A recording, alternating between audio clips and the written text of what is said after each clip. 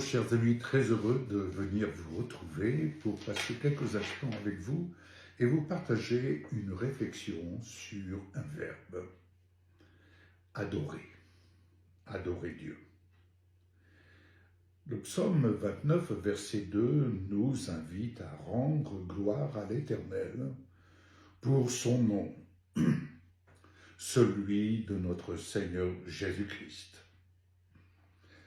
Et par Jésus-Christ, nous sommes invités à adorer Dieu, le Père, et l'adorer vraiment en esprit et en vérité.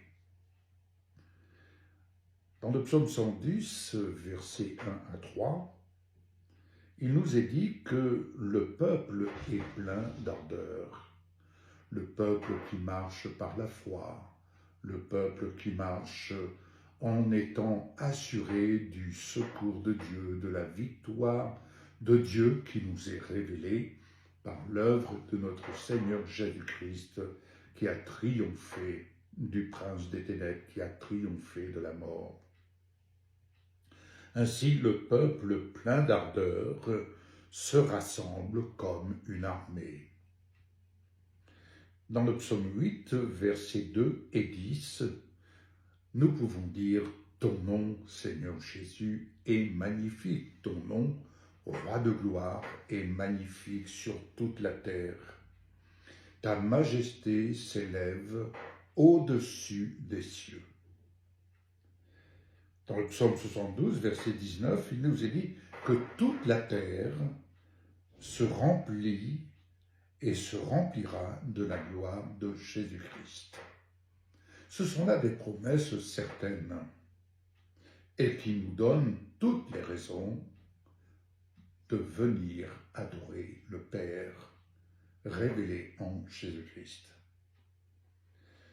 Nous voyons dans l'évangile de Matthieu, chapitre 2, verset 2, des mages, ceux-là qui avaient l'art de la divination, sont venus pour adorer Jésus. Ils ont suivi l'étoile et ils sont venus pour adorer Jésus.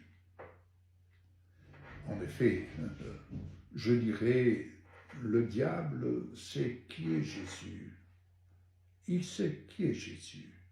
Il sait qu'il est l'envoyé de Jésus. Il ne pouvait pas être autrement que ceux qui ont l'art de la divination de reconnaître Jésus. Matthieu 4, verset 10, « Tu adoreras le Seigneur ton Dieu et tu le serviras lui seul. » Autrement dit, il faut choisir qui nous voulons adorer. Est-ce que nous voulons nous laisser emporter par les mages, par ceux-là qui ont l'art de la divination, ou est-ce que nous voulons nous soumettre à Jésus seul et reconnaître Jésus seul comme Seigneur et Sauveur? Que demande l'Éternel, notre Dieu? Que par Jésus-Christ, nous l'adorions lui seul en esprit et en vérité. Dans l'évangile de Jean, chapitre 4, verset 21, une histoire qui va nous aider à mieux appréhender le fait d'adorer Dieu. Et pourquoi adorer Dieu? Y a-t-il un lieu spécifique, biblique, religieux, où il nous faut adorer le Père? Jésus va rencontrer une femme samaritaine au puits de Jacob et il va dialoguer avec cette femme. Il va en fait mettre des choses en lumière dans la vie de cette femme. Nous allons le voir un peu plus loin. Mais il dit ceci dans son entretien avec cette femme: « Beaucoup adorent ce qu'ils ne connaissent pas. » Cette femme avait dit à Jésus au verset 19, « Je vois que tu es prophète. » Oui, parce que Jésus lui révéla le nombre de soi-disant maris mais qui, en définitive, elle n'avait pas de mari. Elle avait eu 5 maris, mais aucun d'eux n'était son mari. Il n'y avait pas d'alliance. Jésus enseigna à cette femme en lui disant « Il faut adorer ce que nous connaissons. Nous adorons ce que nous connaissons, mais vous adorez ce que vous ne connaissez pas. » Pourquoi? Parce que Dieu est esprit. Et les vrais adorateurs adorent le Père en esprit et en vérité, parce que ce sont là ce que le Père demande, des adorateurs en esprit et en vérité. Qu'est-ce que cela signifie? En tant que co-héritiers avec Christ, nous sommes aussi co-ouvriers avec Jésus. Co-ouvriers pour entreprendre les œuvres que le Père a préparées d'avance.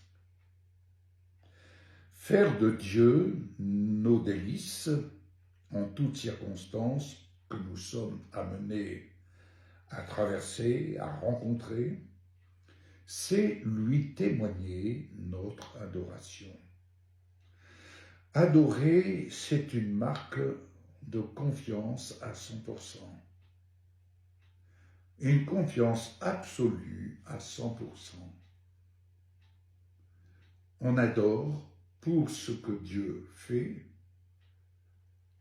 même si ce n'est pas fait dans l'immédiat, mais certainement, il le fait, il le fera. Certainement, il le témoignera. Qu'il fasse ou ne fasse pas, ou ce que nous souhaiterions, nous l'adorons parce que sa volonté se réalise au bon moment et concourt à notre bien. Ainsi, apprenons-nous à connaître en vérité celui que nous adorons par Jésus-Christ. Il y a un temps pour tout. Nous apprenons à marcher à l'heure, au temps, à l'horloge de Dieu. Vous savez, notre horloge est différente de celle de Dieu. Aujourd'hui, vous regardez le comportement de la société, tout va très vite, tout le monde court, tout le monde est pressé, on veut les choses tout de suite. On appuie sur un bouton et tout de suite. Avec Dieu, ça ne fonctionne pas comme ça. Dieu prend le temps, mais avec certitude, il agit, il est fidèle à ses promesses. Ainsi, cette femme savait que le Messie devait venir, mais elle ignorait qu'il était là, venu à sa rencontre au puits de Jacob, lui demander à boire. Et que va lui dire Jésus? Jésus lui dit, « Je le suis, moi qui te parle. Me connais-tu? Veux-tu me connaître? Celui qui me connaît aussi mon Père. Moi et mon Père, nous venons à lui pour y faire notre demeure, une habitation de Dieu en esprit et en vérité. Et nous venons pour y souper avec lui, car c'est une certitude, rien ne manque dans la demeure du juste. Amen.